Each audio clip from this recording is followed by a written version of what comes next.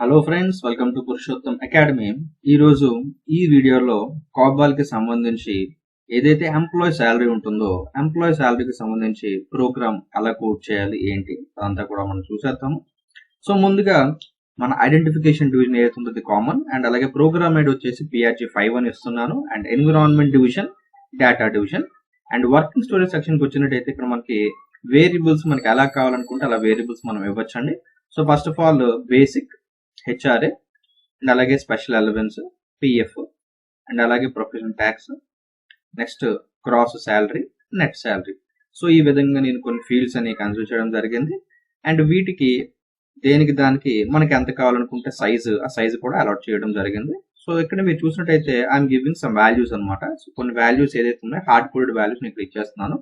So basic sum amount ఇస్తున్నాను, and HRA and అలాగే special allowance and PF and అలాగే professional tax. So ఇవన్నీ కూడా నేను కొంత ఏవైతే ఉన్నాయో వాల్యూస్ హార్డ్ కోడ్ చేసి ఇవ్వడం జరిగింది. సో ఇక్కడ మనకి క్యాలిక్యులేషన్ ఏం జరగాలంటే గ్రాస్ శాలరీ ఎంత వస్తుంది, నెట్ శాలరీ ఎంత వస్తుంది అనేది మనకి కావాలి. అండ్ వాటికి సంబంధించి మనము క్యాలిక్యులేషన్ పార్ట్ అది ఎలా చేయాలి ఏంటి అవన్నీ కూడా మనము ప్రొసీజర్ డివిజన్ చూసేద్దాము. సో ముందుగా మనకు అవుట్పుట్ లో ఏంటంటే టోటల్ డీటెయిల్స్ ఏవైతే ఉన్నాయో క్లియర్ కట్ గా మనకు కనిపించాలి. కాబట్టి ఫస్ట్ ది బేసిక్ శాలరీ ఎంత అనేది మనం చూడాలి. Basic and next HRA and next special allowance, PF and అలాగే ప్రొఫెషనల్ ట్యాక్స్. సో ఏవైతే ఈ వేరియబుల్స్ ఉన్నాయో ఇవన్నీ కూడా మనం కంప్లీట్లీ డిస్ప్లే చేసుకుంటున్నాము. అండ్ నెక్స్ట్ వచ్చేసి గ్రాస్ శాలరీ. సో గ్రాస్ శాలరీకి వచ్చేసి మనకి బేసిక్, హెచ్ఆర్ఏ, స్పెషల్ అలవెన్స్ ఏదైతుంది ఇదంతా కూడా గ్రాస్ శాలరీ అని చెప్పేసి మనం క్యాల్కులేట్ చేసుకుంటున్నాము. అండ్ నెట్ శాలరీలో ఏం చేస్తున్నామంటే ఏదైతే మనకి బేసిక్, హెచ్ఆర్ఏ, స్పెషల్ అలవెన్స్ ఏదైతే టోటల్ గ్రాస్ వచ్చిందో ఆ గ్రాస్ లో నుంచి పిఎఫ్ ఏదైతే ఉందో ఎంప్లాయీ తాలూకా పిఎఫ్ అండ్ అలాగే ప్రొఫెషనల్ ట్యాక్స్ డిడక్ట్ అయిన తర్వాత ఏదైతే ఫైనల్ గా వస్తుందో అది నెట్ శాలరీ అని చెప్పి చూపిస్తాం అనమాట. ఓకే, సో ఇప్పుడు కింద మనకి డిస్ప్లేలో గ్రాస్ శాలరీ ఎంత వస్తుంది అండ్ అలాగే నెట్ శాలరీ ఎంత వస్తుంది ఇవన్నీ కూడా మనకి డిస్ప్లేలో క్లియర్ కట్ గా కనిపించాలి. సో ఈ విధంగా మనం ప్రోగ్రామ్ రాసుకోవచ్చు. సో ఒకసారి మళ్ళీ చెప్తున్నాను చూడండి. So basic, HRA, special allowance అలాగే పిఎఫ్ ఏదైతే ఎంప్లాయీ కాంట్రిబ్యూషన్ ఉందో కాంట్రిబ్యూషన్ అండ్ అలాగే గ్రాస్ శాలరీ ఏదైతే ఉందో gross salary, net salary. So మొత్తం ఇవన్నీ కూడా నేను ఇక్కడ ఫీల్డ్స్ నేను తీసుకుంటున్నాను, వేరియబుల్స్ అన్ని కూడా కంప్లీట్లీ డిక్లేర్ చేసి. అండ్ ప్రొసీడ్యూర్కి వచ్చినట్టయితే ఇక్కడ మనకి ఏవేవైతే మనం తీసుకుంటున్నామో అన్ని కూడా ప్రాపర్ గా డిస్ప్లేస్ చేసుకుంటున్నాము. అండ్ అలాగే ఫార్ములాస్ ఏవైతే ఉన్నాయో ఫార్ములాస్ కూడా మనం కోడ్ చేసుకుంటున్నాం అనమాట calculation part. So gross salary వచ్చేసినట్టయితే మనకి బేసిక్, హెచ్ఆర్ఏ, స్పెషల్ అలవెన్స్ ఈ మూడు కలిపేసి మనకి గ్రాస్ శాలరీ కింద కన్సిడర్ చేస్తున్నాము.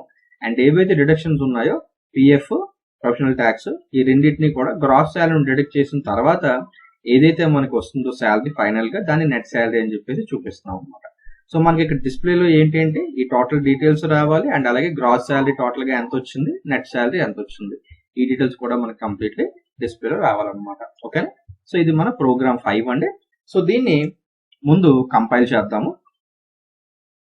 ప్రోగ్రామ్ 5 సబ్మిట్ చేస్తున్నాను. జాబ్ సబ్మిట్ అయిపోయిందండి. సో మ్యాక్స్ 0 వచ్చింది. ఇప్పుడు రన్ చేద్దాము.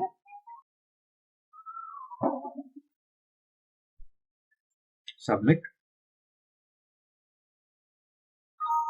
మ్యాక్స్ 0 అండి. సో స్కూల్లోకి వెళ్దాము. సో ఇది మన లాస్ట్ ఎగ్జిక్యూటెడ్ జాబ్.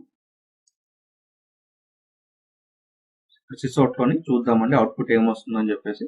సో ఇక్కడ మీరు చూడొచ్చు బేసిక్ శాలరీ మనం తీసుకుంది 31567, HRA 12627, special allowance 31406 and employee PF వచ్చి 1800, ప్రొఫెషనల్ ట్యాక్స్ వచ్చేసి 200. సో ఇది మన టోటల్ తీసుకున్న డీటెయిల్స్. ఇందులో గ్రాస్ శాలరీ వచ్చేసి మనకి 75,600 వస్తుందండి. అండ్ నెట్ శాలరీ వచ్చేసి 73,600 వస్తుంది. ఓకేనా, సో ఈ విధంగా మనము చూపించచ్చు అనమాట. ఓకేనా, సో ఎంప్లాయీ సంబంధించి ఏవైతే శాలరీ సంబంధించి డీటెయిల్స్ ఉన్నాయో వాటికి ఈ ప్రోగ్రామ్ మనం ఈ విధంగా రాయొచ్చు. సో ఇలా క్యాలిక్యులేట్ కూడా చేసుకోవచ్చు. సో ఇప్పటిదాకా ఇవన్నీ కూడా మన హార్డ్ కోడ్ చూపిస్తున్నాం బేసిక్ కాబట్టి. అండ్ తర్వాత ఏంటంటే మనకి వాల్యూస్ ఎలా కావాలంటే అలా పాస్ చేసుకునేటట్టుగా తర్వాత మనం ఫర్దర్ క్లాసెస్ లో చూద్దాం. ఓకేనా, అందరికీ అర్థమైంది అనుకుంటున్నాను. ఏమైనా డౌట్ ఉన్నట్టయితే కింద కామెంట్ సెక్షన్ లో కామెంట్ చేయండి. Definitely I try to help you. Thank you friends, thanks for watching this video.